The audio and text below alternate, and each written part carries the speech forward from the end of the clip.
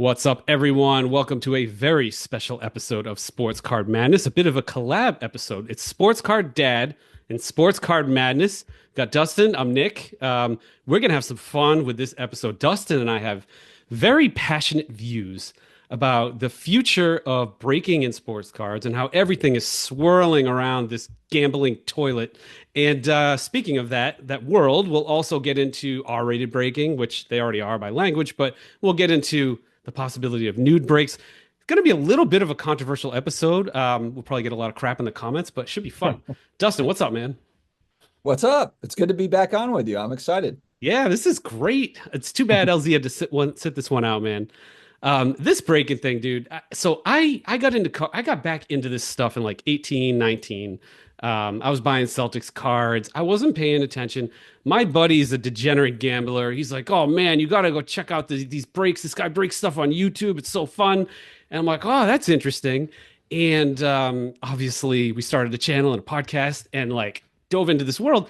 I couldn't believe how prevalent breaking was to the point where like it feels like 80% of the volume of cards printed goes through breaking, Yeah. and it's astonishing to me. So it'd be I figured it'd be cool to kick about like why did this happen?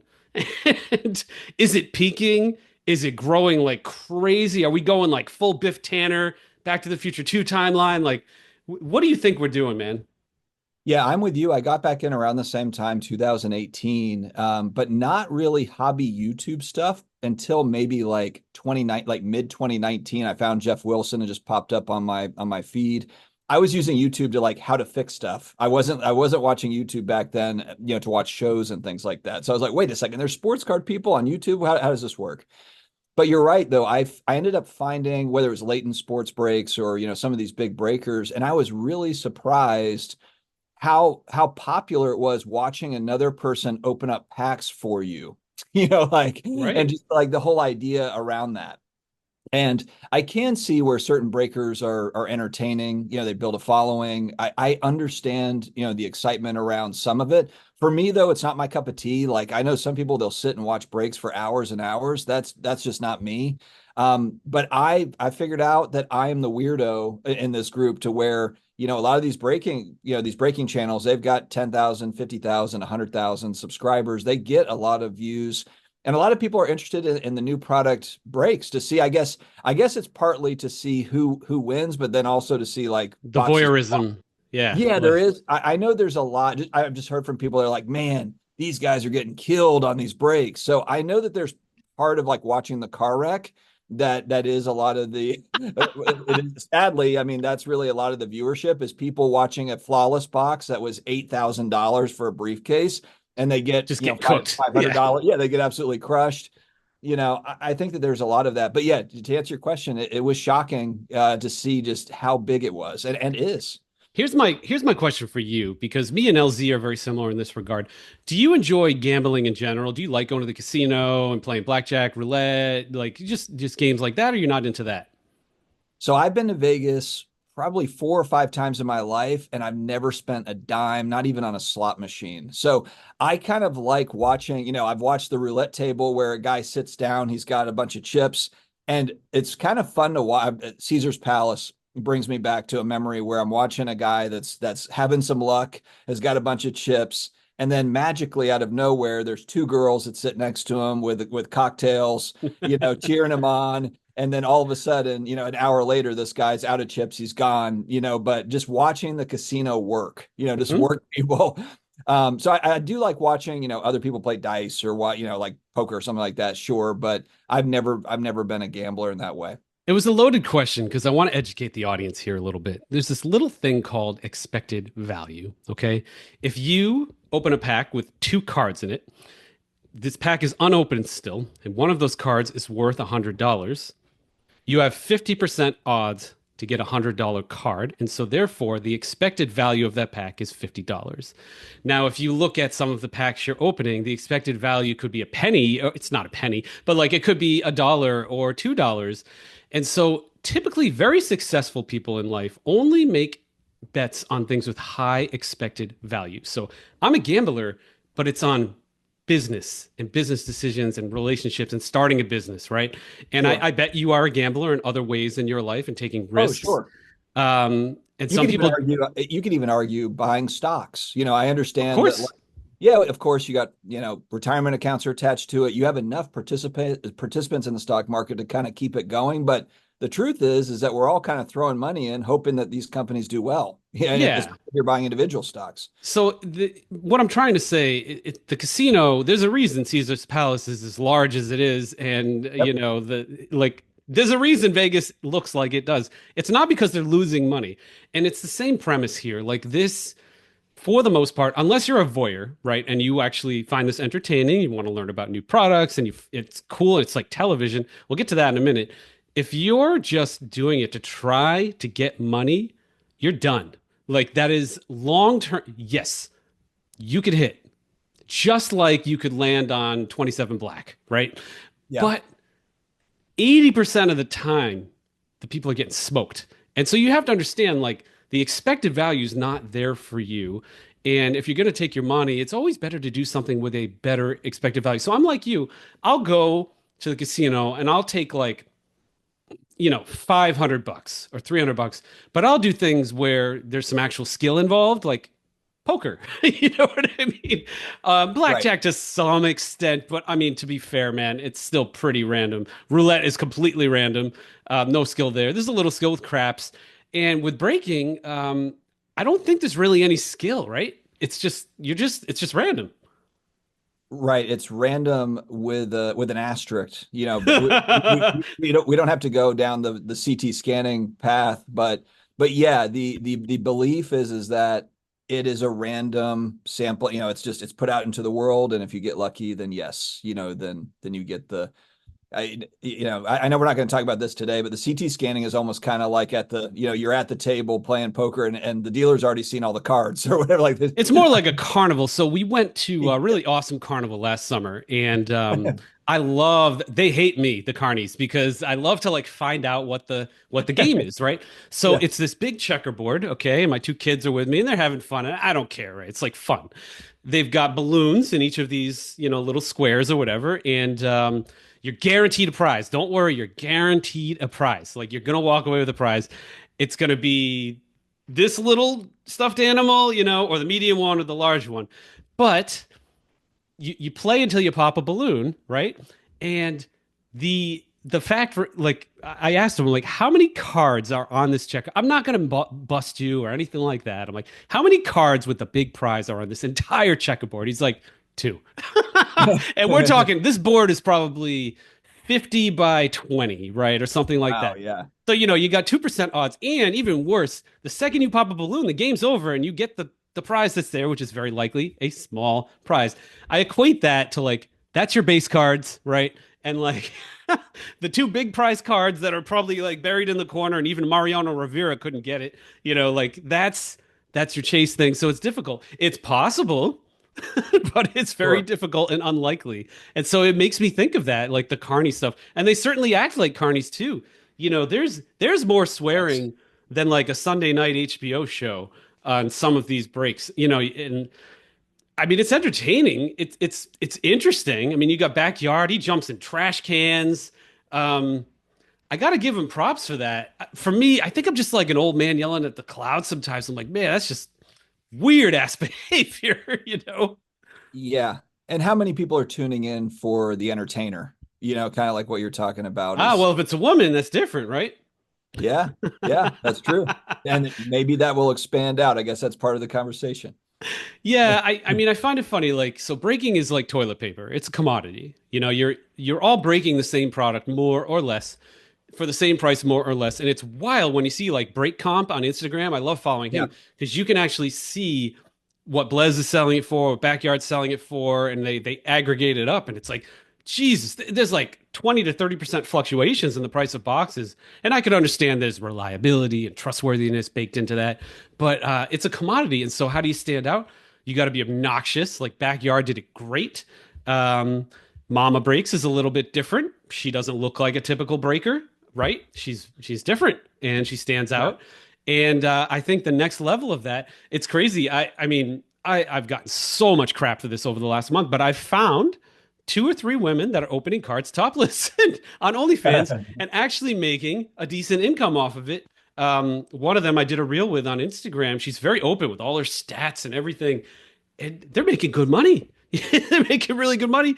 And we have the VP of Whatnot on soon, and I point blank asked him about the future, but I hate to break it to everybody, like this gambling stuff this is gambling. It's gone off the rails. It's gonna go off the rails even worse. You're gonna see like Keno, on the screen while you're breaking cards, and then you're gonna see Hooters style, R-rated, but still tasteful. And Yeah. then this is my hot take, man. I think OnlyFans will be a top 5 breaking platform within 2 years. Okay. Well, and I kind of wonder too, and I've never been on an OF, but I wonder if people on there, like almost like, I'm speculating here, is it getting saturated to where maybe they need to figure out, okay, what makes me different? What's different about this account? What differentiates me? And so maybe they are kind of looking at, okay, well, people are opening cards. People are doing these, maybe it's Pokemon, maybe it's sports cards or whatever it is, and just trying to build audience that way. Well, I not don't. just that, Justin, but like if you're smart, like Violet's cards entered this space, right? So you look around, you're an OnlyFans girl, okay? Your market's men. Okay, simple as that. It's like horny men. It could be old men, young men, whatever. It's men. It's You look at 98% of our viewers. exactly. So if you look at my Instagram stats, I have the very same stats. I have 97% men. Some of my YouTube videos are 100%. Some of them.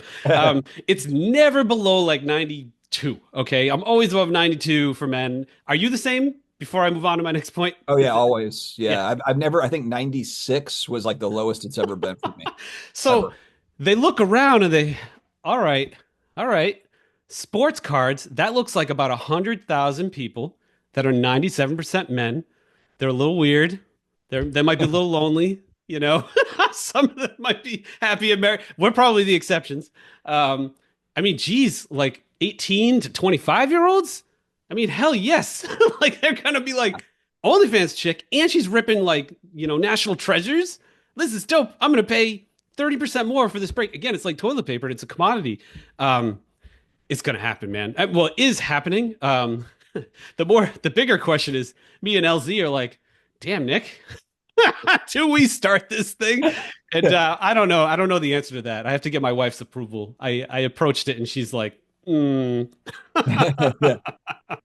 You're coming out of retirement to do this. And she's like, of all the things that you could have chose to oh do. yeah, she gives me crap like that all the time. She's like, you tell people you're retired all the time, and all you are is on podcasts and stuff. So, yeah, okay, fair point. But I'm having fun. So it's Absolutely. funny, man. I feel like this whole thing, not to get all like management consulty, but like in 2007, this lovely invention came out, the iPhone, and it's like ever since that, and the smartphone in general, it's just we all need more dopamine, right? And now we have a means to break cards. Like we have a screen that everybody's got and can do this, and we just want more and more and more. So it's just the gambling isn't enough. You need gambling, swearing, sex, more gambling on the gambling. Like why haven't you bet on somebody getting the Spurs? Like if this guy spins the wheel and he gets Spurs, Right. like you can do a 50-50 bet on that. It's like derivatives trading or Of something, course. It's like, Do a yeah, it's derivative all, trade like that. It's yeah, oh yeah. man. It's Or just go to but straight so, money. and I think it was a comment on one of your videos about this subject. There was a pushback comment. I think I have this right. It was your video, but basically the guy was saying, "Oh, well, we do this as a family, so that wouldn't like." There's a lot of families. There's parents that are doing Good this. for Like, you. Where you yeah, are, there's another 10 people that don't give a crap. right. Well, and I guess that in itself is kind of a bit because I don't know that space. I don't know what the what does the average breaking customer look like, or what's Mm. the story there. We can also get into minors participating in breaks and Yeah, let's just like, talk about that actually. That's well, important. I mean, going back, wasn't it a We have Mac? so many problems with boobs on breaks, but let's talk about Yeah, 14-year yeah, olds yeah, blowing yeah. all their money, right? Well, and I think too, if I could be wrong on this, but the Mac Jones one of one Black Finite that was pulled going back like a year and a half or a couple of years ago, it was a kid that pulled it and sold it immediately for $100,000. And after watching Mac Jones last week with the Jags, he did a good job selling that. He sold it at the top basically at $100,000. But I remember thinking at the time, like, wait, how old was this kid that got this card? And I was just I am not in that world to know, I guess. I guess my assumption was is that it's 18 plus to get involved. Like that's to me, that's what I thought this world I think was. you need a credit card. But that's, my 9-year-old Yeah. son has a credit card, Right. technically. I mean, And yeah. maybe parents that are checking off on it and fine, but it's like maybe not. Like I don't know what the story is with this Oh, I can thing. predict the future here, man. Some blue state, probably Massachusetts or Vermont or something. Some mom is going to go ape shit because, Jimmy blasted, $20,000 on the credit card. She's going to go to the Globe or the news or whatever. It's going to end up on CNN, and some federal employee on his desk is going to go, really? I have to deal with this sports cards breaking. They're going to do it. And the easiest regulation is you got to be 18. Or I'm totally fine with like a 16-year-old and they have like ID verified parental consent. Like I had to just fill out a bunch of crap for my business PayPal account. I had to do my face and my ID and all this crazy stuff. They should have that on Whatnot or Fanatics Live or whatever and just be like, all right, Jimmy, you're 16. Get your parent here. I want to see an ID. I want to scan their face. I want to make sure they exist. Do a background check potentially. Yeah, it costs money and it creates a little friction, but it's gonna happen. Like there will be an age restriction here. Like, Well, and I think going back to what you were just saying about cell phones, this is a challenge for me. I've got so my kids and I've got four, they're 21, 19. I'm not as worried about them with social media, but I've also got a 12 and a 9-year-old, and my youngest are not allowed to have a cell phone. We kind of trialed that out with my 12-year-old daughter, and I didn't like, a lot of her friends have TikTok and Snapchat and all of these things, and parents are like, that's the norm. She's actually the weirdo that is not allowed to have any of those things. oh man, I And can measure my daughter's attention span by watching her watch TikTok. It's like half a second. It's yeah, crazy. yeah, It's like, yeah. And I think though that that's and again that's just part of society. Like yeah. we're like the strict parent, like the weirdo strict parents that have not allowed her to have it. But I'm sure that the next app for some of those kids is Whatnot, or it's another one of these. It's Fanatics Live, or Yeah, that my that's son loves probably Whatnot. I mean, I'm yeah. the opposite. I'm like an anarchist. My kids do anything. He's 9. He had a YouTube channel at 5. Like I don't care, but he watches Whatnot, but he does video games. Like me and him have a crazy vintage video game collection. Like Oh, we have to. every system. I Hmm? didn't know that, but we have to talk about that offline. I've got graded games going Oh back. man. I didn't Well, even. we I didn't. actually play him, dude. It's crazy. So he's got Okay, okay. every system, like since the beginning of time up to the PS5, in this house on some level. Could be the basement, could be the attic. And, all right, is it an NES day? We'll go up to the attic, we'll play like the original Zelda, and it's like on the actual console with an HDMI cable. It's so awesome. But so he watches it That's and he badass. gets he Yeah. gets hooked in too, man. He's like, oh, dad, this, Mario Brothers 2 is only $2. It's a $2, it's like, wow. I Like, love the fact that my 9-year-old also he plays just as much original NES as he does like the new Mario game on Switch, which I oh think hell yeah, dude. which is amazing when you think about it because it's such a basic game in comparison, You but know, that just you know what shows he plays the most? So he's on VR, like the Oculus. He lives on there. He's like a moderator for this guy has like Gorilla Tag, the CEO. I had to email the CEO and be like, you realize you have a moderator that's 9. He's 10 now. And he's just like, oh God, that sounds about right. So he plays that, but the thing he plays the most is my Pac-Man arcade machine in the attic. He always goes back to that. It's that's crazy. cool. So, That's but awesome. he's on Whatnot, like watching like that and getting into it. And the other thing, like, here's the other evolution I see. It's like this breaking is all about money, right? Like it's you're gambling to get a card that you're going to sell. I guess maybe Yeah, yeah. 10%. But they'll sell it like it's to like collectors this and collectors that. And we're all collectors and collectors. Mm, This is not collecting 10% cards. maybe. I'm a Jets Yeah, collector. yeah. I'll enter a Jets break because I Small can't afford percentage. national, whatever. But Sure, small percentage. Maybe if I want New Orleans Saints cards out of the National Treasure set, I buy in for 40 perfect. bucks or whatever. That makes sense to me. But to your point, the vast majority are chasing after the chase. Like they're not All right. chasing after the Saints. So if they're doing that, how much longer until they just say, screw the cards? Let's just fill the packs with $100 bills. like, Right. like honestly, this is not, they have done this before. They've put money in cards, so the breaker could do a repack or something where there's actual cash in it. You spin the wheel and screw it, man. You just get $100. Here you go. I bet you 100 That's bucks. actually interesting where like, hey, one of these repacks has 5,000 cash in it. along with the cards. And you know what, dude? All these people, all these collectors, they're going after the after Yeah. the Yeah. repack with the 5Gs in it, man. Now, what do you say? What's your response? Because a lot of the pushback will be like, well, hey, look, if you want this thing to grow, if you want a 10x, if you want a 5x or whatever, then we need this as part of our overall ecosystem. This Yeah.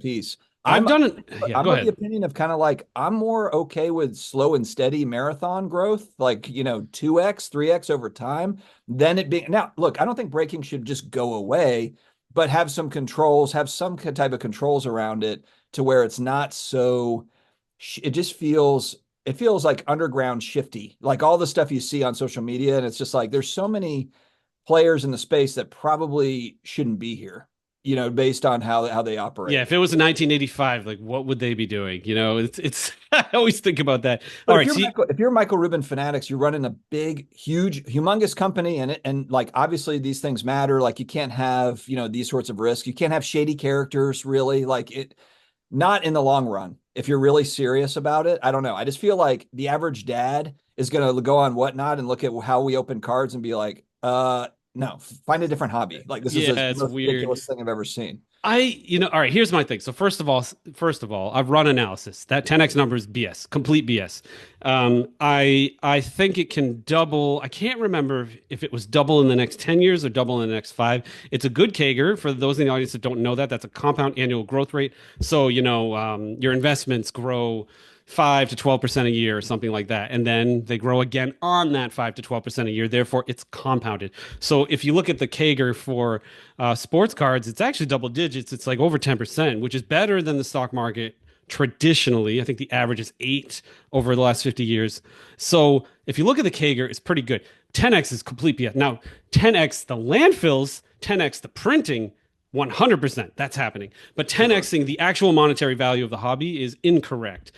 Here's my thing, man. I used to make a living predicting markets. I would tell a CEO it's going to go this way and you need to go that way. And if I got it wrong, I wouldn't get their business again. I wouldn't get another project for a couple $1 million. So I had to always get that right.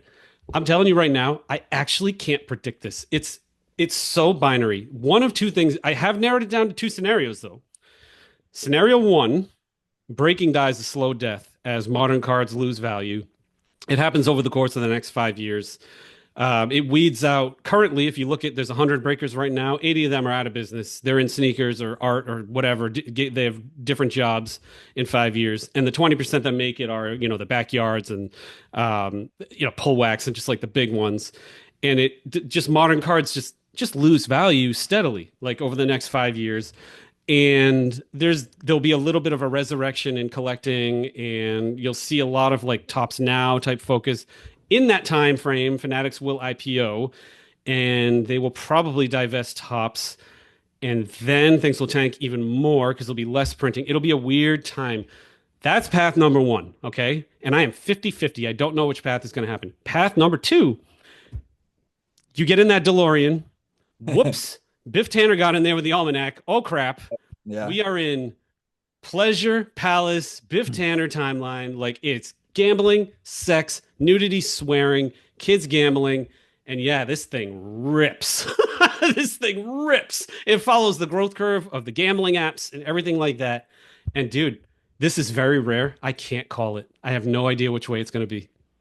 Well, and kind of to your point, it's not as if this is just kind of a little microcosm of a larger societal thing where, look, the leagues are all in on sports betting, Of and course I they would, are. It's good, sweet money, man. it's a lot of money. Yeah. And so this is kind of an extension of sports betting. I know it's not exactly the same, but it's kind of in the same kind of general, to me anyway, in my opinion, it's just kind of in the same world of gambling. But yeah, it's all becoming more acceptable. So Yeah. the odds that someone's going to come in and be like, okay, wait, everyone stop doing this. Stop. There's going to be heavy Nah, regulation. That's not, I just don't see that really happening at all. But I think little stuff like an age requirement, that's easy. yeah, Easy, low hanging fruit. little stuff like that. Sure. I mean, You know, the sports companies, I think they've peaked as well. I mean, you look at all these deals. There was streaming services. And the streaming services, man, they're having a tough time. Their churn is nuts. Like you could get Peacock with like a 50% churn in 3 months. That's who's bankrolling these sports leagues, which are then bank. Of course, they want to get into gambling. It's like Yeah. it's the only way. It's the only way to get money out of society. Yeah, the And I low mean, hanging fruit, but and it's it's not cool. And I don't want to sound like a wet nurse. Like I do. Like I'll go to a Celtics game and I'll bet on like how many threes Jason Tatum's going to hit or something like that. That's that's fine, man. Like I'm a capitalist. I'm totally down with gambling. I'm sure. just talking about it like just directionally on sports cards. You know. Yeah. And even like sports betting's got the 1-800 gambling number. Hey, call if you have an issue, call this. I honestly I think that break should have a similar thing. You're on whatnot, and maybe there's a little scroller at the bottom that Well, says we have it. We're going to have it on this very episode, Dustin, because one of our sponsors is DraftKings, and yeah. so Well, there you go. they have their Pick Six app. If you use code Madness 6, you get $50, and you spend $5, you get 50. And right now, you're going to see that message right under the video. Well, there you go, man. I So I mean, mean, I look, don't want to sound like a hypocrite. Like I use DraftKings and it's fun. Like I bet on the Super Bowl with my son and we have a good time. I'm just sure. talking about more like, Jimmy blowing all his money or like the college accounts getting raided for these like bigger problems than like, Yeah. here's a couple $100 to make my day more exciting. Like that's awesome. Like do that all day long, you know? Yeah, exactly. The concern is over the extremes. It's not over it's not over. I did, bet $2. I entered the daily fantasy football league this Sunday at $5. Right. I've done that in the past. That's fun. So Yeah, yeah, no, back in high school, we used to do. I mean, I was at a flea market, and man, when I worked at the flea market, I learned a lot about life in the '90s. And they had these cards, and on these cards, you could, I think it was, you pick four teams, and it's 10 to 1 odds. And this guy Tiny, who was not tiny at all, he would just go around, and he had like a ring, right? You'd pay him, you pay him whatever you want to pay him, $10, or I think I paid like a buck. I was like 15. I wanted to win $10, or I paid $5. I wanted to win 50. And I think you picked with the spreads. So the spreads were baked in and you picked them. And that's how we did it. There was no technology otherwise. But that was fun. I took like an hour's labor and I used it on a like a card and I gambled and it was interesting. So I don't yeah, know. It's funny. It'll be funny to watch this whole space. I mean, the comments are going to be interesting. It's kind of like some of it, a lot of it is like old man yelling at the clouds. Like, I get that. Like, I'm 44, but sure. you Well, and I know, think too, I know we're kind of running a little bit short on time, but mhm. there's also just the overall because of to me, it's excessive braking or the extent of braking as a distribution method.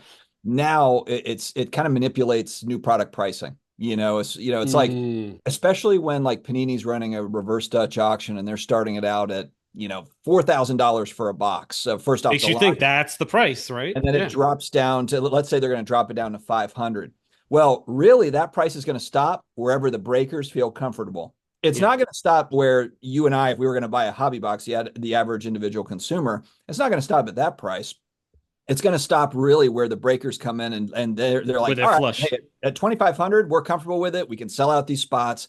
So really, like that's dictating the real price. I mean, the actual prices are being dictated Yeah, they by. have the ability to anchor. That's called anchoring in a negotiation. Yeah. The first person to put out the number is the anchor. And so Panini has anchored this number, $4,000 Dutch auction. That's what it's worth, fellas. I think it's smart business for Panini. I'm not Yeah. saying that like Hell yeah, it's dude. smart, but if you're the manufacturer, to me, like that's but if you're kind of looking at it from I guess from our side from a collector side, or just people that want to open boxes or any of that. And look, I'm not trying to say like everyone needs a participation trophy and everyone should get national treasures at $100 a box. I'm not saying that, but to act like, breaking doesn't have an effect on the reason why new product is 5x the cost of what it used to be, or 10x the cost of what it used to be going back years and years. Like that's really the reason why we're having these discussions on new product being expensive. It's not because we have that many more collectors in the space that are buying new product. Like It it's just does not. drive up. It does drive up the price for better or worse, Yeah, right? absolutely. Man, whew, I feel like we could talk for 2 hours about I this. know that half hour just that blew by. Boom. Well, hopefully everybody enjoys this. I think it was a good, not really a debate because I feel like we're mostly in agreement here. But debate us in the comments. Let us know. Let us know where old men yelling at the clouds. I love to hear it. Cool, Dustin. Thanks for joining, man. This is a fun little, dual sports card dad, sports card madness. I like it. Yeah, man. It was good being on with you again. You got it. All right. Thanks, everyone.